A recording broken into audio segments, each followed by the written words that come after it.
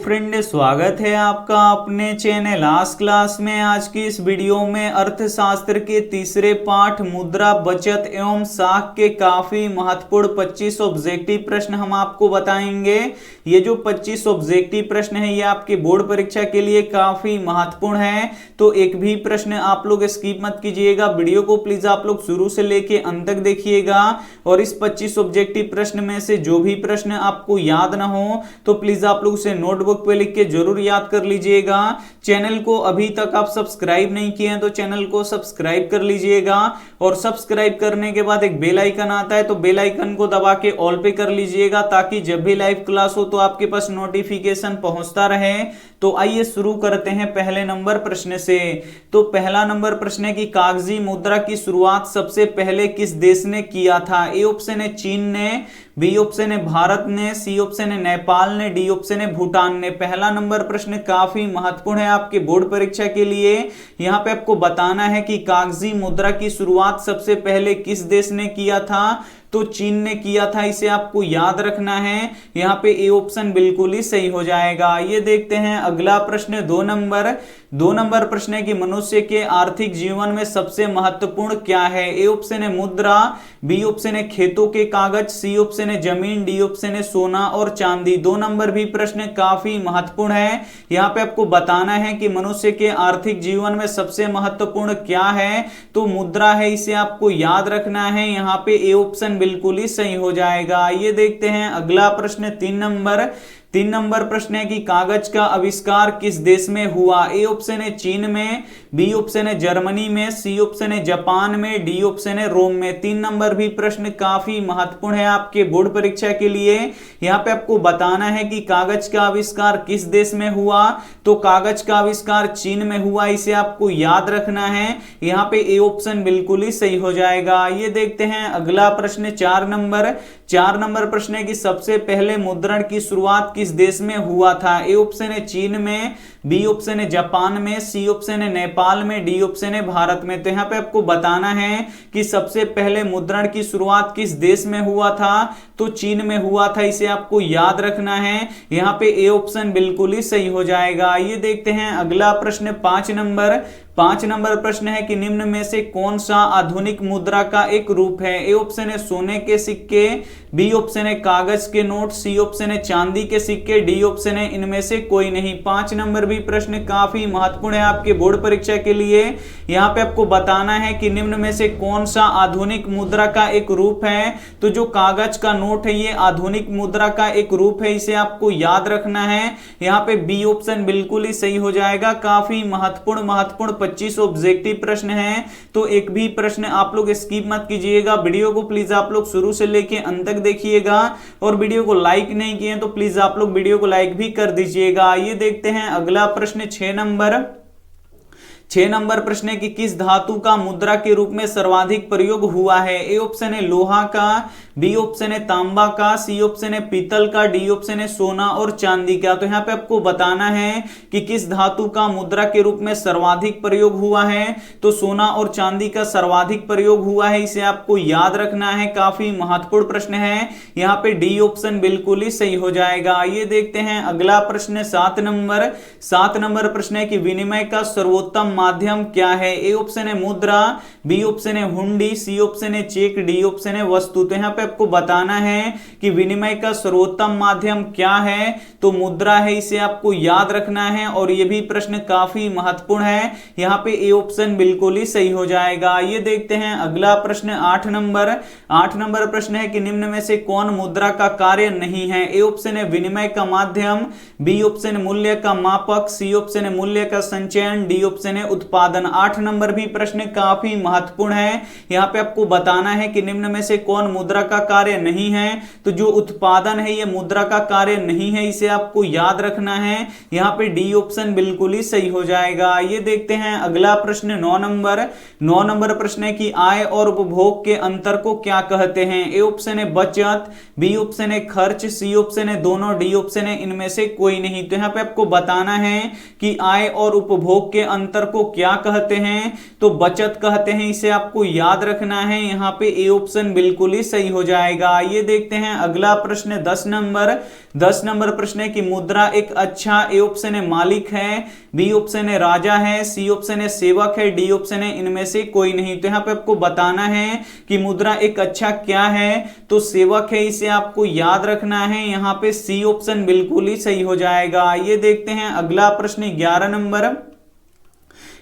Number प्रश्न है कि मुद्रा का प्राचीनतम रूप कौन सा है? ए ऑप्शन है धातु मुद्रा, बी ऑप्शन है कागजी मुद्रा, सी ऑप्शन है सिक्के, डी ऑप्शन है वस्तु मुद्रा। तो यहाँ पे आपको बताना है कि मुद्रा का प्राचीनतम रूप कौन सा है, तो वस्तु मुद्रा है, इसे आपको याद रखना है। यहाँ पे डी ऑप्शन बिल्कुल ही सही हो जाएगा। बहुत ही पुराने समय में जब मुद्रा का आविष्कार नहीं हुआ था तो उस समय लोग वस्तु से ही वस्तु को खरीदते थे, इसलिए मुद्रा का प्राचीनतम रूप कौन सा है, तो वस्तु मुद्रा है। यहाँ पे डी ऑप्शन बिल्कुल ही सही हो जाएगा। आइए देखते हैं अगला प्रश्न 12 नंबर प्रश्न है कि भारत में कागजी नोट कौन जारी करता है? ए ऑप्शन है State Bank of India, B option है Reserve Bank of India, C option है Punjab National Bank, D option है केनरा बैंक। तो यहाँ पे आपको बताना है कि भारत में कागजी नोट कौन जारी करता है, तो रिजर्व बैंक ऑफ इंडिया जारी करता है, इसे आपको याद रखना है। यहाँ पे बी ऑप्शन बिल्कुल ही सही हो जाएगा।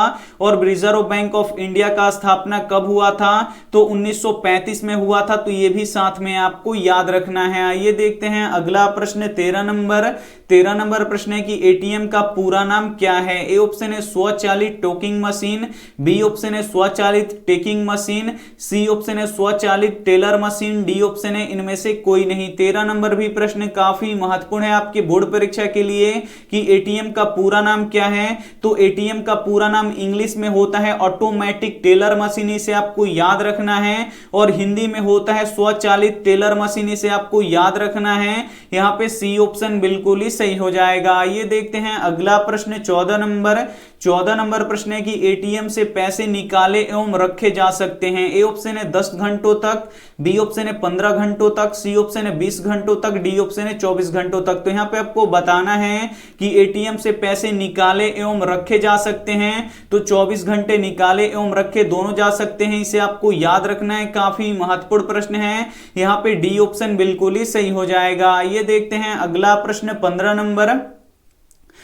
नंबर प्रश्न है कि निम्न में से कौन प्लास्टिक मुद्रा का एक उदाहरण है? ए ऑप्शन है चेक, बी ऑप्शन है बैंक ड्राफ्ट, सी ऑप्शन है मिश्रित मुद्रा, डी ऑप्शन है एटीएम कार्ड। तो यहाँ पे आपको बताना है कि निम्न में से कौन एक प्लास्टिक मुद्रा का उदाहरण है, तो जो एटीएम कार्ड होता है वो एक प्लास्टिक मुद्रा का उदाहरण होता है, इसे आपको याद रखना है। काफी महत्वपूर्ण प्रश्न है आपके बोर्ड परीक्षा के लिए। यहाँ पे डी ऑप्शन बिल्कुल ही सही हो जाएगा। काफी महत्वपूर्ण प्रश्न है, तो एक भी प्रश्न आप लोग स्किप मत कीजिएगा। वीडियो को प्लीज आप लोग शुरू से लेके अंत तक देखिएगा, और इसमें से जो भी प्रश्न आपको याद ना हो तो प्लीज आप लोग उसे नोटबुक पे लिख के जरूर याद कर लीजिएगा। और वीडियो को लाइक नहीं किए तो प्लीज आप लोग वीडियो को लाइक भी कर दीजिएगा। आइए देखते हैं अगला प्रश्न 16 नंबर प्रश्न है कि आधुनिक युग की प्रगति का श्रेय मुद्रा को ही यह कथन किसका है? ए ऑप्शन है मार्शल की, बी ऑप्शन है पिंगू की, सी ऑप्शन है क्राउथर की, डी ऑप्शन है इनमें से कोई नहीं। 16 नंबर भी प्रश्न काफी महत्वपूर्ण है आपके बोर्ड परीक्षा के लिए।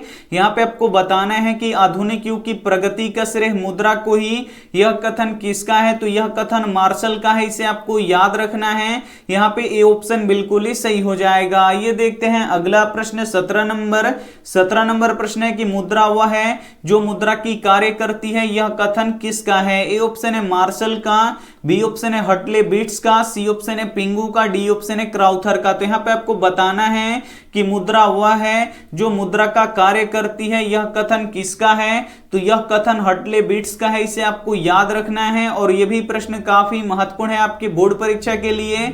यहाँ पे बी ऑप्शन बिल्कुल ही सही हो जाएगा। आइए देखते हैं अगला प्रश्न 18 नंबर प्रश्न है कि विनिमय के कितने रूप होते हैं? ए ऑप्शन है 2, बी ऑप्शन है 3, सी ऑप्शन है 4, डी ऑप्शन है 5। तो यहाँ पे आपको बताना है कि विनिमय के कितने रूप होते हैं, तो विनिमय के 2 रूप होते हैं, इसे आपको याद रखना है। यहाँ पे ए ऑप्शन बिल्कुल ही सही हो जाएगा। ये देखते हैं अगला प्रश्न 19 नंबर प्रश्न है कि वस्तु विनिमय प्रणाली में किसका विनिमय होता है। ए ऑप्शन है वस्तु से वस्तु का, बी ऑप्शन है मुद्रा से मुद्रा का, डी ऑप्शन है मुद्रा से वस्तु का और यहाँ पे डी ऑप्शन है इनमें से कोई नहीं। तो यहाँ पे आपको बताना है कि वस्तु विनिमय प्रणाली में किसका विनिमय होता है, तो वस्तु से वस्तु का विनिमय होता है, इसे आपको याद रखना है। और ये भी प्रश्न आपके बोर्ड परीक्षा के लिए काफी महत्वपूर्ण है, यहाँ पे ए ऑप्शन बिल्कुल ही सही हो जाएगा। ये देखते हैं अगला प्रश्न 20 नंबर प्रश्न है कि नेपाल की मुद्रा है। ए ऑप्शन है डॉलर, बी ऑप्शन है रुपया, सी ऑप्शन है रूबल, डी ऑप्शन है टाका। तो यहाँ पे आपको बताना है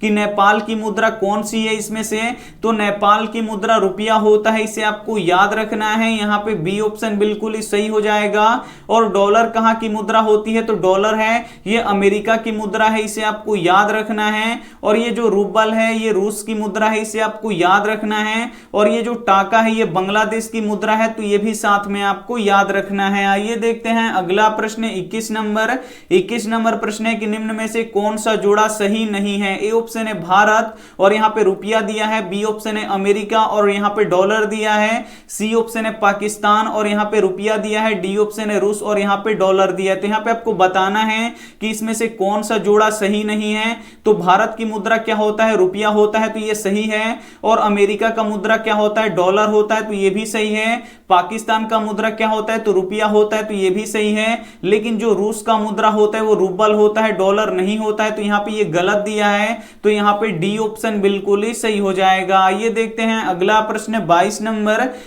नंबर प्रश्न है कि साख का अर्थ क्या होता है। ए ऑप्शन है ऋण लौटाने की क्षमता, बी ऑप्शन है विश्वास, सी ऑप्शन है दोनों, डी ऑप्शन है इनमें से कोई नहीं। तो यहाँ पे आपको बताना है कि साख का अर्थ क्या होता है, तो साख का अर्थ ऋण लौटाने की क्षमता और विश्वास दोनों होता है, इसे आपको याद रखना है। यहाँ पे सी ऑप्शन बिल्कुल ही सही हो जाएगा। ये देखते हैं अगला प्रश्न 23 नंबर प्रश्न है कि विनिमय का रूप है। ए ऑप्शन है वस्तु विनिमय प्रणाली, बी ऑप्शन है मौद्रिक विनिमय प्रणाली, सी ऑप्शन है दोनों, डी ऑप्शन है इनमें से कोई नहीं। तो यहाँ पे आपको बताना है कि विनिमय का रूप है, तो विनिमय का कितना रूप होता है, तो विनिमय का दो रूप होता है। पहला होता है वस्तु विनिमय प्रणाली और दूसरा होता है मौद्रिक विनिमय प्रणाली, इसे आपको याद रखना है। यहाँ पे सी ऑप्शन बिल्कुल ही सही हो जाएगा। ये देखते हैं अगला प्रश्न 24 नंबर प्रश्न है कि बैंकों का बैंक किसे कहते हैं। ए ऑप्शन है स्टेट बैंक ऑफ इंडिया को, बी ऑप्शन है रिजर्व बैंक ऑफ इंडिया को, सी ऑप्शन है पंजाब नेशनल बैंक को, डी ऑप्शन है केनरा बैंक को। 24 नंबर भी प्रश्न काफी महत्वपूर्ण है आपके बोर्ड परीक्षा के लिए। यहाँ पे आपको बताना है कि बैंकों का बैंक किसे कहते हैं, तो रिजर्व बैंक ऑफ इंडिया को बैंकों का बैंक कहते हैं, इसे आपको याद रखना है। यहाँ पे बी ऑप्शन बिल्कुल ही सही हो जाएगा। ये देखते हैं अगला प्रश्न 25 नंबर प्रश्न है कि रिजर्व बैंक ऑफ इंडिया का मुख्यालय कहां है। ए ऑप्शन है दिल्ली में, बी ऑप्शन है मुंबई में, सी ऑप्शन है चेन्नई में, डी ऑप्शन है पटना में। तो यहाँ पे आपको बताना है कि रिजर्व बैंक ऑफ इंडिया का मुख्यालय कहां है, तो रिजर्व बैंक ऑफ इंडिया का मुख्यालय मुंबई में है, इसे आपको याद रखना है। यहाँ पे बी ऑप्शन बिल्कुल ही सही हो जाएगा। और रिजर्व बैंक ऑफ इंडिया का स्थापना कब हुआ था, तो 1 अप्रैल 1935 को हुआ था, तो ये भी साथ में आपको याद रखना है। यहाँ पे हम आपको काफी महत्वपूर्ण 25 ऑब्जेक्टिव प्रश्न बता चुके हैं जो आपके बोर्ड परीक्षा के लिए काफी महत्वपूर्ण है। तो अगर इसमें से जो भी प्रश्न आपको याद नहीं होगा तो उसे आप लोग नोटबुक पे लिख के जरूर याद कर लीजिएगा। और वीडियो को लाइक नहीं किए तो प्लीज आप लोग वीडियो को लाइक कर दीजिएगा। आइए देखते हैं यहाँ पे होमवर्क प्रश्न है कि उपभोक्ता अधिकार दिवस कब मनाया जाता है। ए ऑप्शन है 17 मार्च को, बी ऑप्शन है 15 मार्च को, सी ऑप्शन है 19 अप्रैल को, डी ऑप्शन है 22 अप्रैल को। तो जो भी ऑप्शन आपको सही लगे वो आप हमें कमेंट जरूर कीजिएगा। वीडियो को लाइक नहीं किए तो प्लीज आप लोग वीडियो को लाइक कीजिएगा, अपने दोस्तों के पास इस वीडियो को जरूर शेयर कीजिएगा। चैनल को अभी तक आप सब्सक्राइब नहीं किए तो चैनल को सब्सक्राइब करके साथ में बेल आइकन को ऑल पे दबा लीजिएगा ताकि जब भी लाइव क्लास हो तो आपके पास नोटिफिकेशन पहुंचता रहे। Thank you for watching. मिलते हैं अगले वीडियो में, तब तक अपना ध्यान रखिए, मन लगा के पढ़ाई कीजिए। Take care and bye.